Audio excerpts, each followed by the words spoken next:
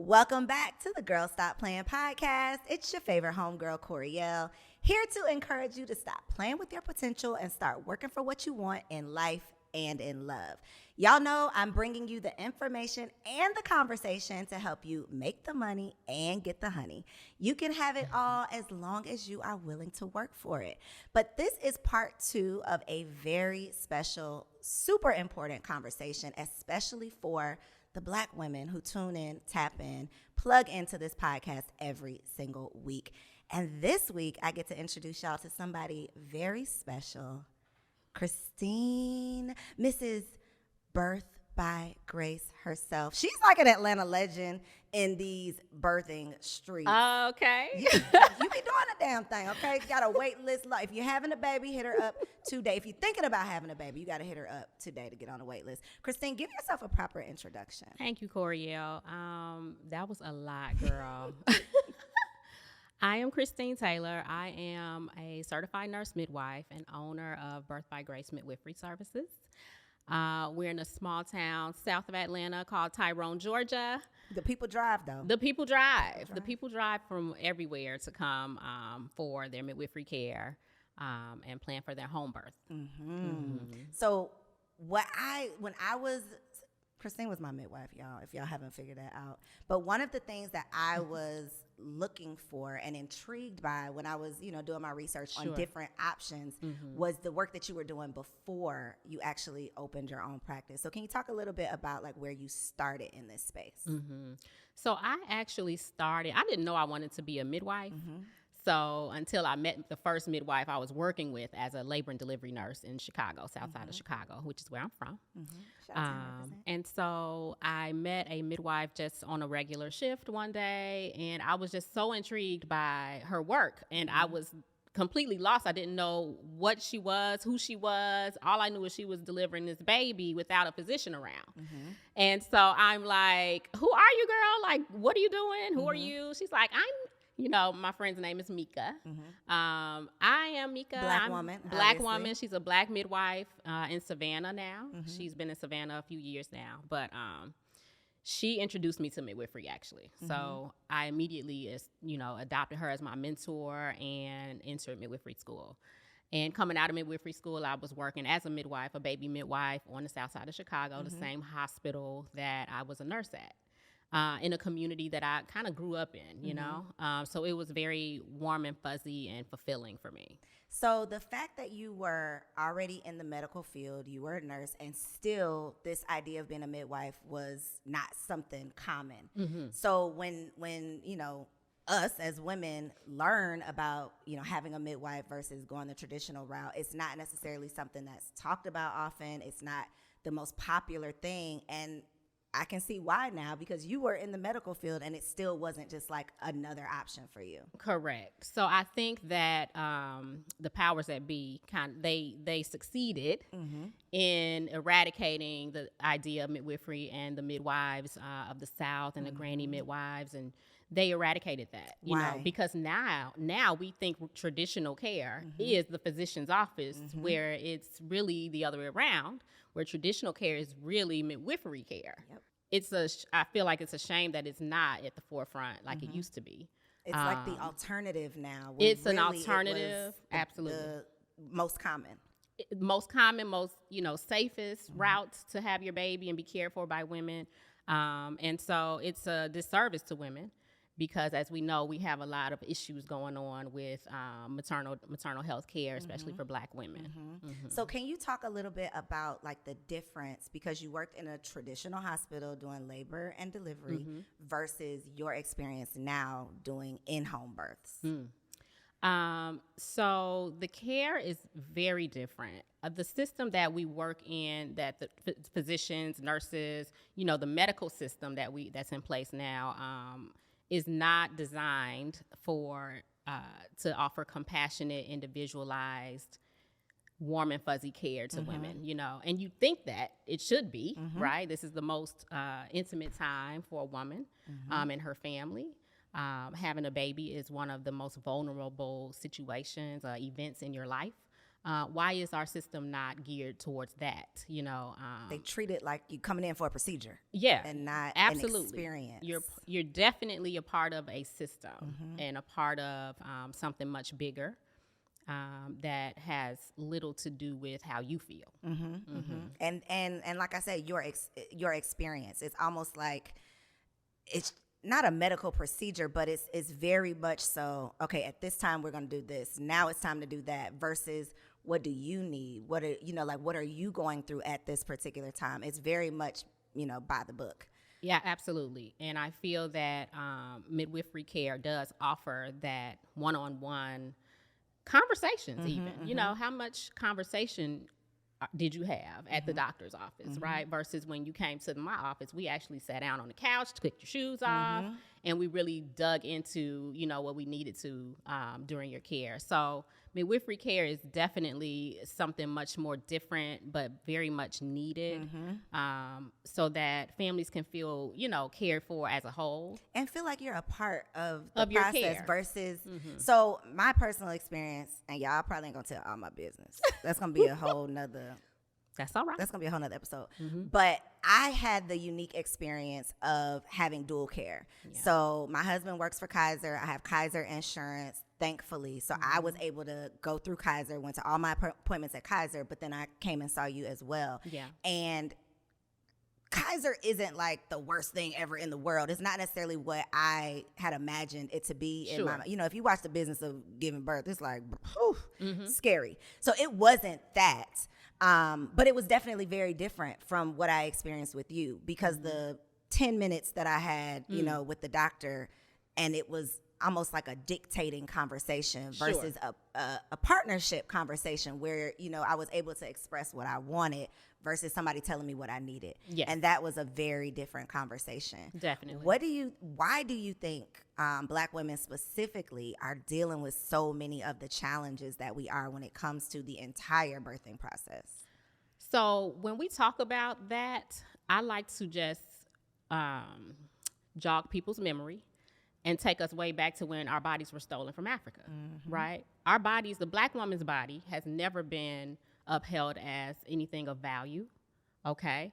Our bodies have been mutilated and abused and used as experimentation for different procedures that are happening today in modern medicine, right?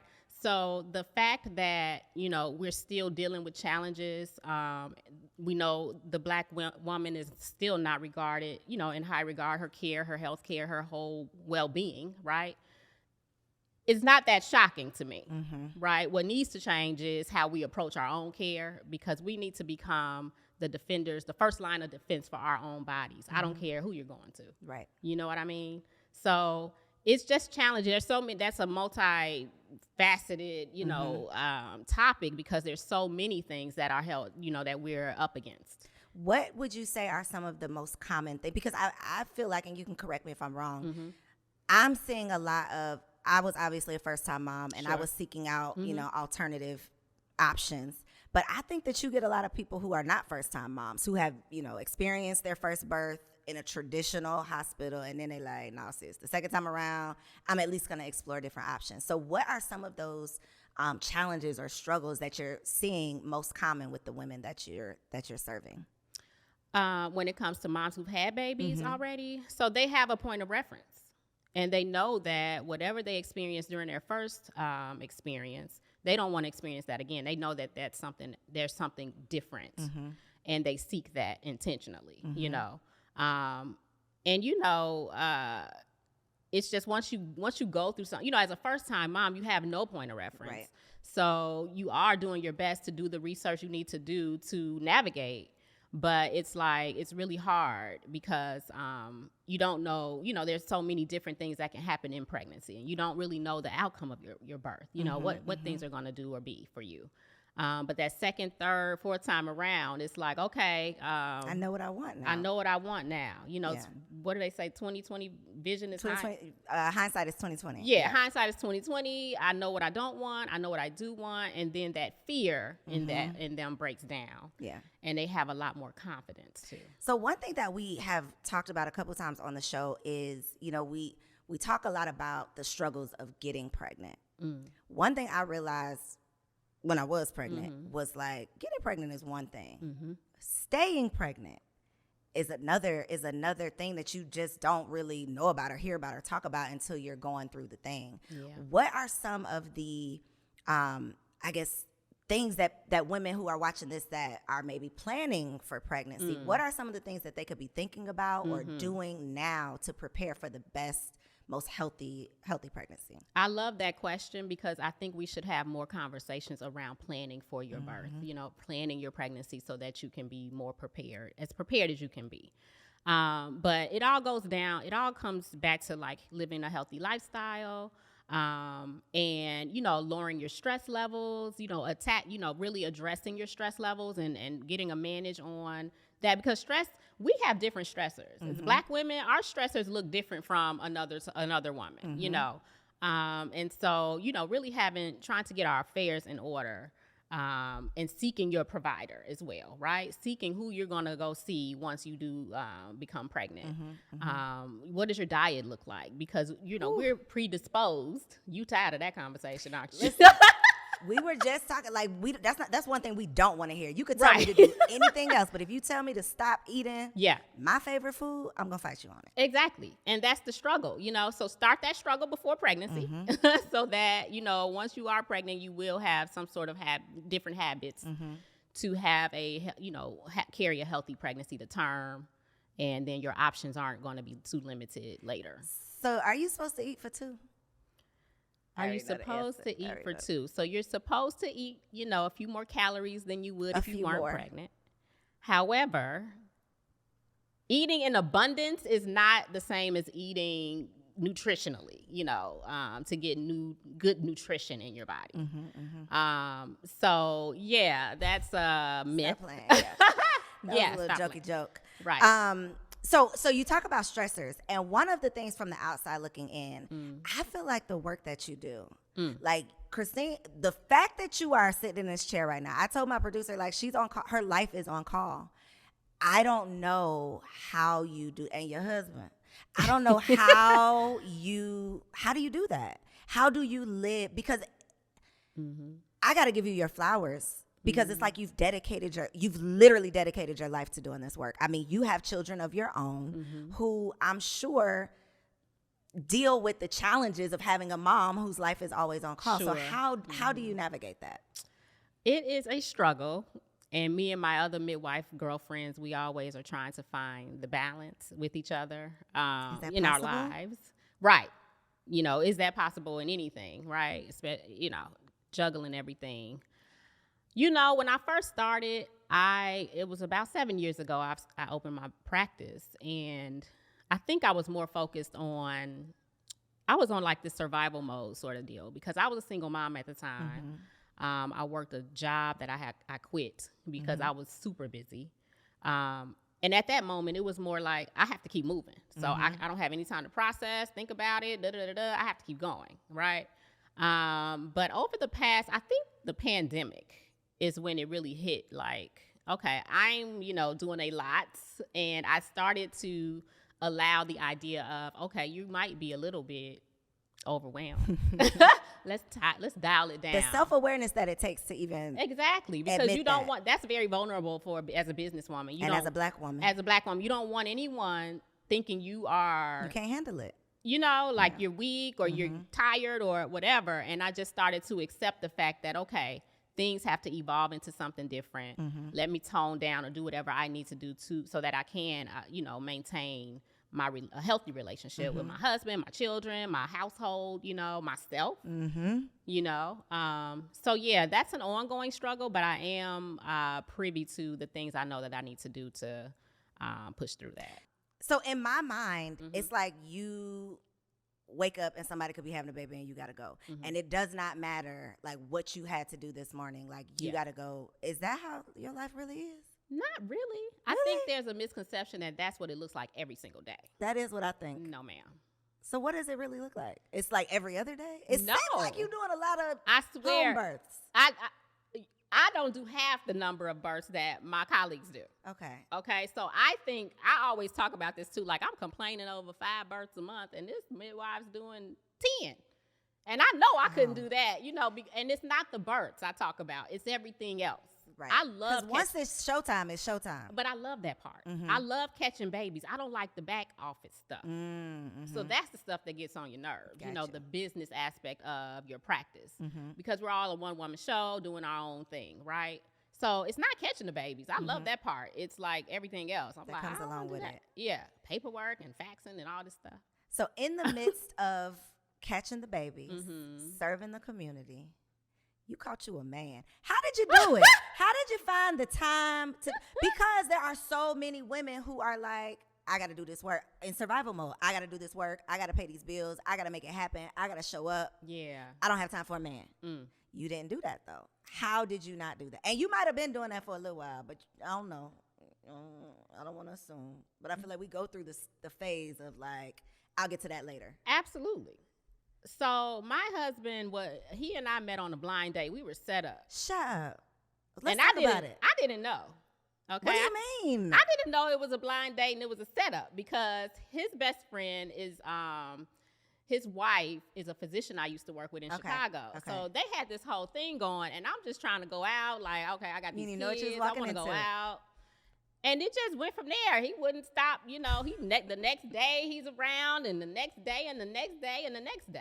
And so, it was just really, I did pray specifically for my husband. Before I knew him, I prayed specifically for him, and I let it go because I'm busy, right? Whatever, right? That's the key, though, the letting it go. That is the key. And so I was just very blessed because he definitely showed up in my life as a stand-up man, like, look, I got you. He fell right into it. He saw the groove. He like, okay, I got you here and here and here. And I was still out in these streets, working. And so it was just a blessing because, I'm able to now not have to be such on this high, like, thing. It takes a special man to be with a midwife. That part too, because again, you live on call. And so we hear the chatter around, being with a high achieving, successful woman who's doing all the things. Sometimes your husband does get put on the back burner. And so I can just imagine the work that you're doing. It's not like, baby, I got to make this meeting. It's like, baby, I got to catch this baby. Yeah. And that is not something that you can necessarily like call in sick for. Correct. So I imagine that can be a challenge. How do you navigate that? Do you ever feel like guilty or feel like the superwoman thing? Like, I got to do it all the right way? I have regular breakdowns about that. The guilt, the guilt can consume me sometimes. And I always come back to my husband because he's always able to balance that out for me. He listens to me. I'm able to cry and cuss and do all the things I need to do to throw my fit. You know what I mean? No judgment. And then, because he's definitely holding the household down. Like, definitely. Like, I'm hardly home, I think. He's holding it down more than I am. That's for sure. Because I do have to leave. And I do have to do my duties as a midwife. But I can leave and do that knowing that my house is good. My girls are good, You got a therapist, though. I have a therapist. We are advocates for therapy here. Why is having a therapist important, period, but especially for the work that you do?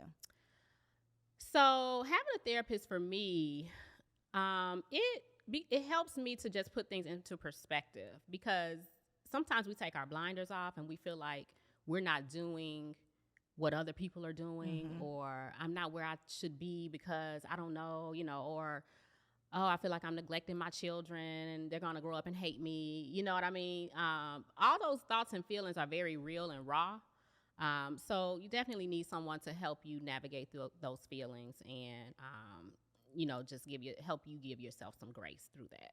So one thing that I love is how you incorporate your daughters into your world, really, and making them feel like we're doing this. This is not just mommy's thing, but you do your little videos like working with mommy today, and because for entrepreneurs, it's easy. I saw a quote where Layla Ali was like,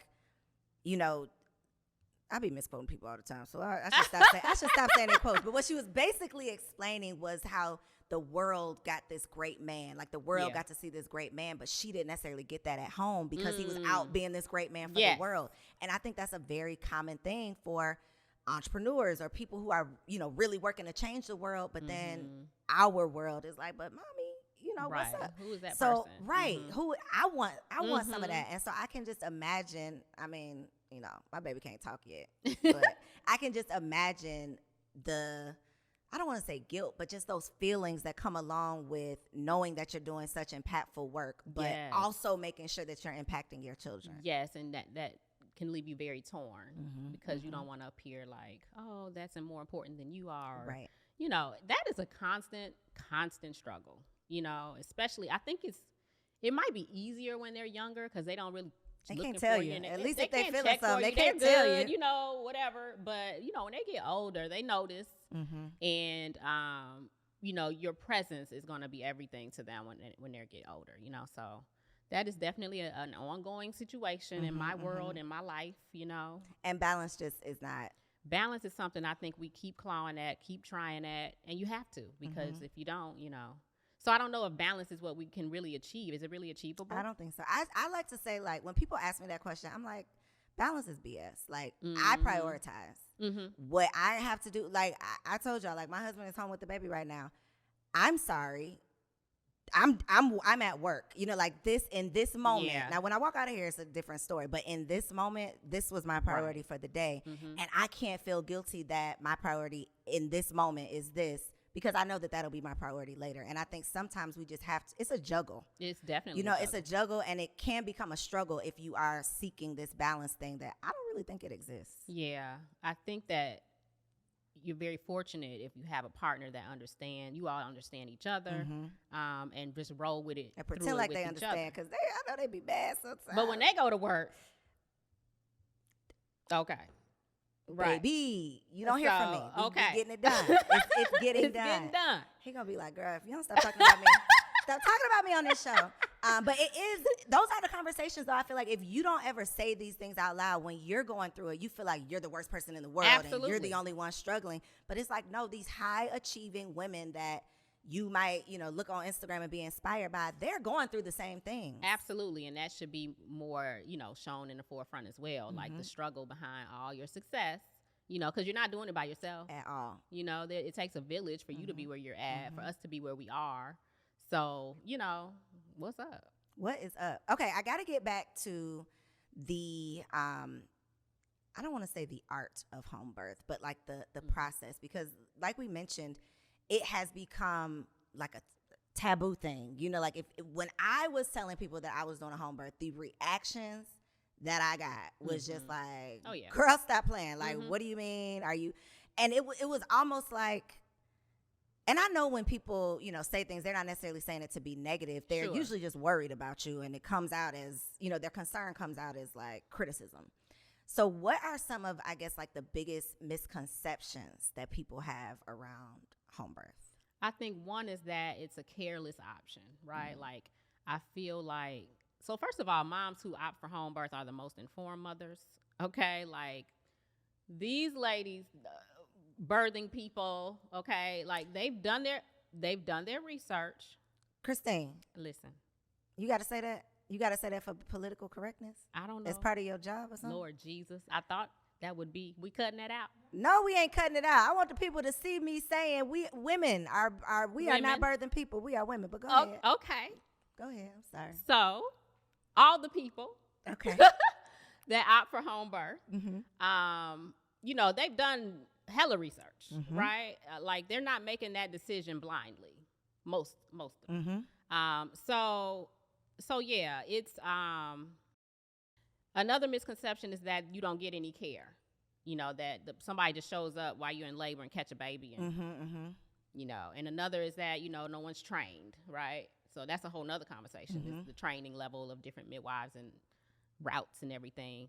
But yeah, I would say that's probably the biggest conception is that it's just this careless thing that people are doing. And you're just risking it all. And you're just risking it all. Yeah. You know what I mean? Yeah. And it's the direct opposite. So one of the things that I learned, so I thought, you know, I'm like, I'm a pioneer out here. I'm about to have a home birth, you know?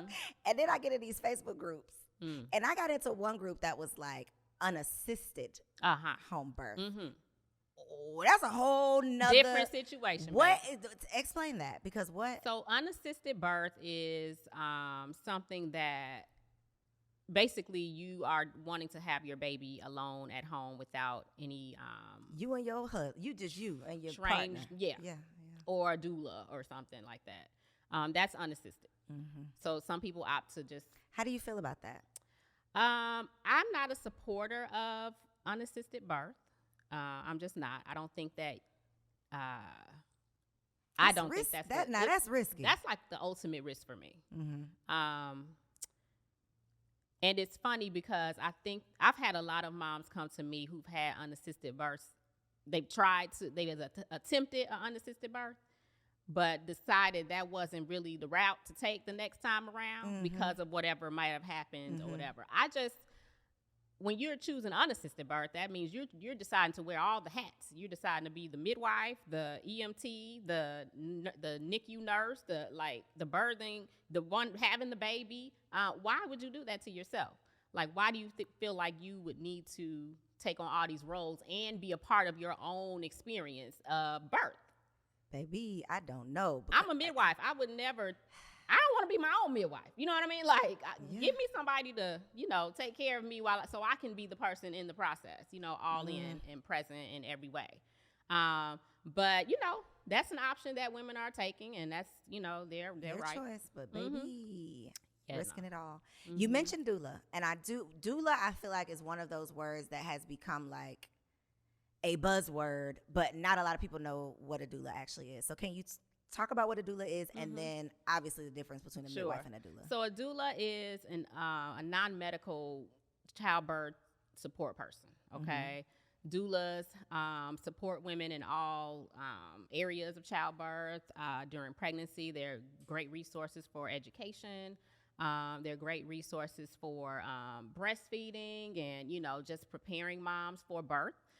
During labor, they come and labor with you. They have all the tools and tricks of the trade to help you throughout your process, be it unmedicated or medicated. They work in every setting: hospital, home, birth center. But they are not trained to deliver your baby.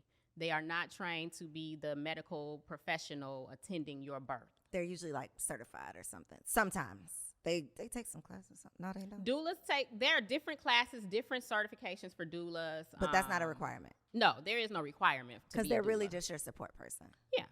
So you also just mentioned birthing centers. And again, these are things, which is why this conversation is so important, because you should not be learning these things while you are pregnant.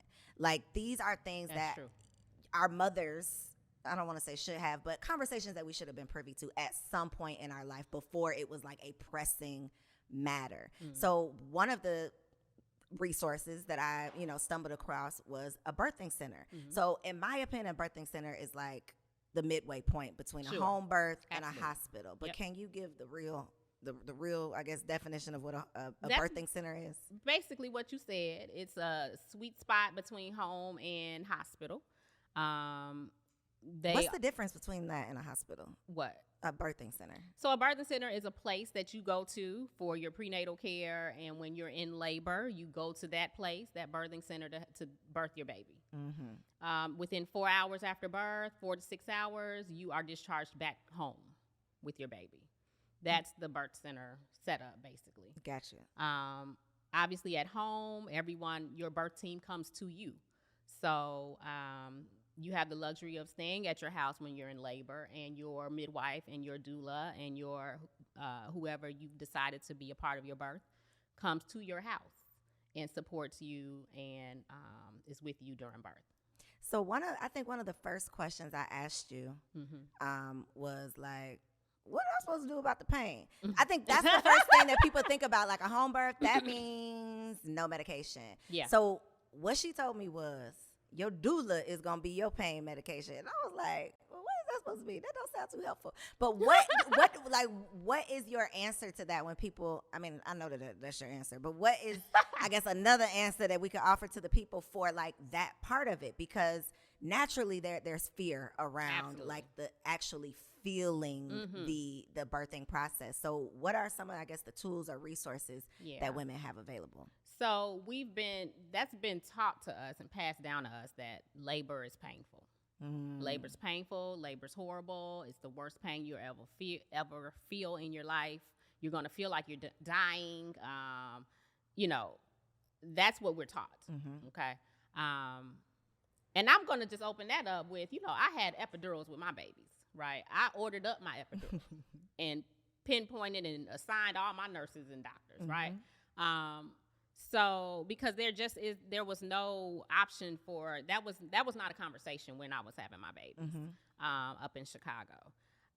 But if you are opting or thinking about home birth, the first decision you made is that you're going to have an unmedicated birth. That's the first one, right? So there is no epidural at the house. There is no IV pain medicine at the house. So tools and resources are, that starts with childbirth education. That starts with, a doula, who can help you understand the process of labor and what, you and the midwife and the doula can teach you throughout pregnancy what you're going to expect. Taking some classes and really immersing yourself in what natural birth is and what to expect. You know what I mean? Because I get a lot of moms who go through it and they're like, oh, it wasn't that bad. I mean, people say it's bad, but it wasn't horrible. The other day, I got microblading, and the girl was like, you had a baby. Like, this is not going to, I feel like when people say that, I'm insulted because, girl, I had a baby, but that doesn't mean I don't feel pain anymore. However, what I do feel like was like the worst pain, like I feel like my wisdom teeth was worse than birthing my child. So I do agree that a lot of it is like what we've put in our head that's going to dictate how our experience actually goes. Mind over matter. Yeah. But that, listen, I'm going to just say this. All those classes, Christine, I took every class. I took every class I could find. I am a person, when I want to know something, when I want to prepare, I'm going to take a class. Yeah. I probably took 10 classes on different parts of the process.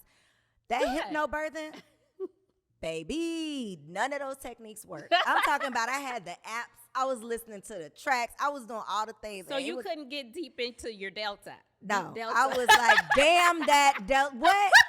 They ain't say it was going to be, like that. And so, again, you could take the classes. You could do the things. But it comes down to your experience is going to be different. Your experience is going to be your experience. And I will also say, too, one of the things I feel like that I did during my pregnancy that I did myself a disservice, and you told me, I'm not going to look at you when I say this because you told me not to do this. Well, I'm going to look at you. But I had so many, this is what I'm going to do, and this is how it's going to happen. And it, I was trying to dictate. Yeah.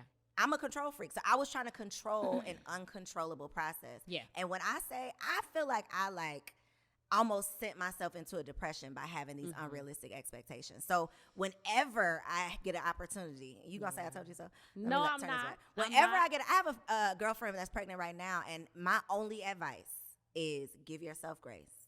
Don't try to plan. Don't try to predict. Go with the flow. And what's going to happen for you is what's meant to happen for you. And I know you girl, you say that now. But I didn't want to hear it. I was probably I know I'm hard-headed. I'm stubborn. I was telling Christine, I don't care about none of that. I ain't packing no hospital bag. And I didn't. I ain't doing none of that. I'm not doing that because how I say it's going to happen is how it's going to happen. And God was like, ha, girl, stop playing. And that really did me a disservice. Hindsight being 2020, that was definitely the biggest, the worst thing I just could have done for myself. So I anybody out there who is pregnant, thinking about getting pregnant, trying to get pregnant, any of the things, just giving yourself grace, birth by grace is what I think is my advice. So what would be your advice for someone who's in that space where they're thinking about getting pregnant or preparing for pregnancy? I would co-sign on exactly what you said because I always speak the exact words that you have just spoken. I ain't want to listen, y'all. Learn through my mistakes, okay? But it's okay. It was a learning experience, and you're going to go into your next birth and pregnancy with a whole different mindset. I am. And you're gonna be okay. Going with the flow. And that's the motto of my business. You got to go with the flow, because at the end of the day, no one is in control of anything. And I mean nobody. Right. And I thought I was God's girl. I mean, I am God's girl. You are. I am God's girl, but he played me on that one. He did. So Christine, for the people who might want to get on your wait list, she has a wait list. It's probably already full. But where you doing it like 2024 at this point? I don't know. Still in 2023. Still in 2023, y'all. If you just got a man right now, get on the wait list. Okay, if you just thinking about it, get on the wait list. How can they find you on social media and online? So what we're doing that's new at Birth by Grace. It ain't even a wait list? I'm not that popping, girl. Okay, it ain't no wait list. Okay. But we do have services open to moms who are not opting for a home birth, okay? Oh, okay. So that's the new development and a new service that we have. Tell us about it. That is basically if you're pregnant and you have a provider, sometimes you can miss out on some really, great conversations and more information that you would need that would be very, very helpful to you during your pregnancy and to get you prepared for labor and birth at the hospital. You can come to us and we can have regular prenatal visits together in between your regular visits with your provider. We link you with a doula for support, and that doula will be your person to show up with you for support in labor at the hospital. So we just wanted to open our community to every woman who is, regardless of setting, right? So you don't necessarily have to be opting for home birth for that, but we are accepting home birth moms as well. For late 2023. Mid to late 2023. But yeah, that's kind of the new thing going on now that we're offering all moms. And where can they find out more information? www.birthbygracemidwifery.com. And we're on Instagram at Birth by Grace. We're going to have a part 3, 4, and 5. I would love to. Of this conversation.